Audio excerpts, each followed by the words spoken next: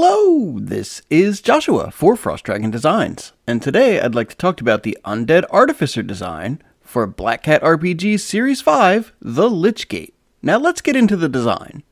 For most of the designs in this series, there is a living and an undead version of the design, at least for the main kind of designs for it.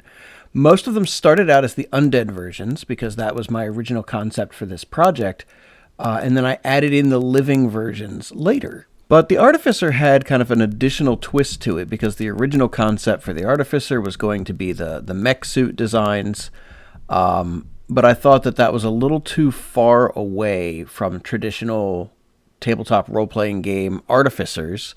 It was a little too sci-fi-ish, so I said, okay, well, let's redesign the Artificer, something more traditional, and I'll start with the living one just because that was the headspace I was in as far as design at the time, which is hilarious just because it ended up being not traditional tabletop role-playing game fantasy Artificer at all. It ended up being, Old West cowboy Artificer, which I love. So this one, it has kind of two unique points like that. One, this is the kind of V2 of Artificer. I tried again. And instead of starting as the undead and then having to go back and revise and edit to make a living version, this one started as the living version, and then I had to go back and revise and edit to make an undead version. And I mean, talk about a wacky concept. It's an undead cowboy riding a robot ostrich, robot bird, something. I think in World of Warcraft, the gnomes rode something called like a Mechanostrider, something like that. Anyway, it kind of reminds me of that a little bit. I played Horde, by the way, when I played Warcraft, not Alliance, many moons ago, decades ago at this point. I feel old. Anyway, something that you'll see here, and you'll see it in the other videos too, though, is a kind of on the upper left. I keep going and grabbing parts there. I've been referring to that in my head as the boneyard. This is where I put my templates for skeleton pieces, and this was super helpful when I was doing all of the undead versions of these pins.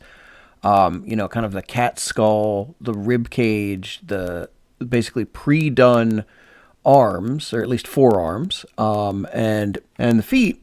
I had copies of them right there, and they didn't always work, just, cut and paste, drop in kind of situation. Sometimes I needed to redraw them or adjust them.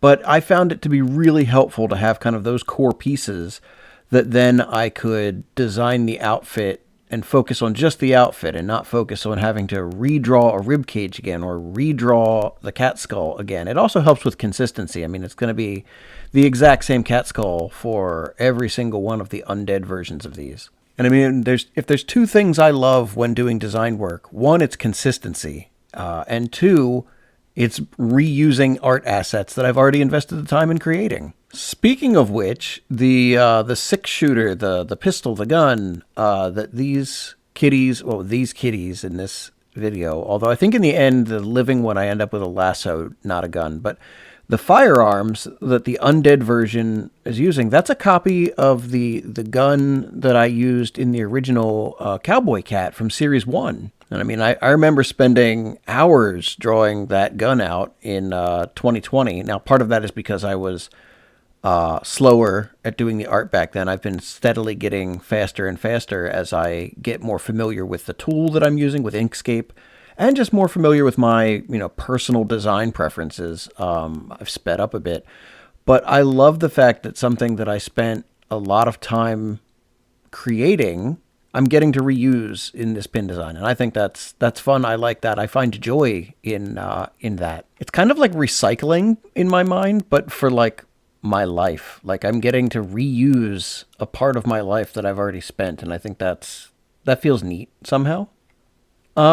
A part that was kind of a struggle for me for this was figuring out the color scheme specifically for the skeleton. I tried a number of colors, natural-like colors, but, I kind of ended up on that weird blue color. And I think that was just because, it's an Artificer. It felt like maybe they did something crazy with some chemicals, or maybe they did something crazy with other tech kind of things. So somehow the blue felt okay with this one instead of a natural bone color, because Artificers tend to deal with things a little outside the realm of nature. At this point, the design was looking pretty good, but I kind of thought to myself, well, maybe I can change up the mechanical bird a little bit, just so there's a bit more difference between the living and the undead versions of it.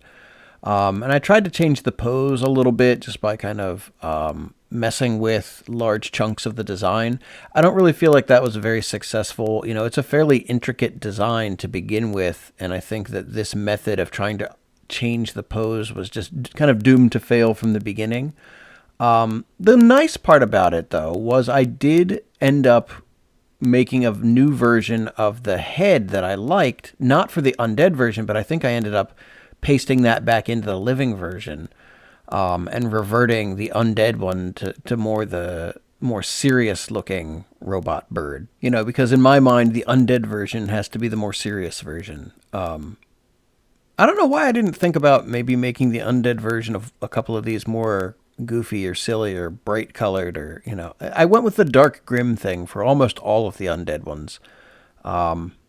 Maybe I should have done something different. Maybe I shouldn't have. I don't know. At the end of the day, there's always like 2,000 different decision points in any of these designs where I could have done something completely different than what I ended up doing.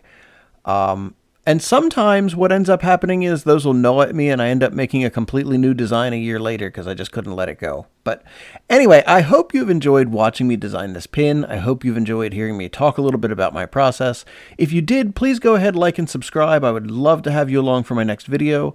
And again, thank you so much for your time. You have a fantastic rest of your day.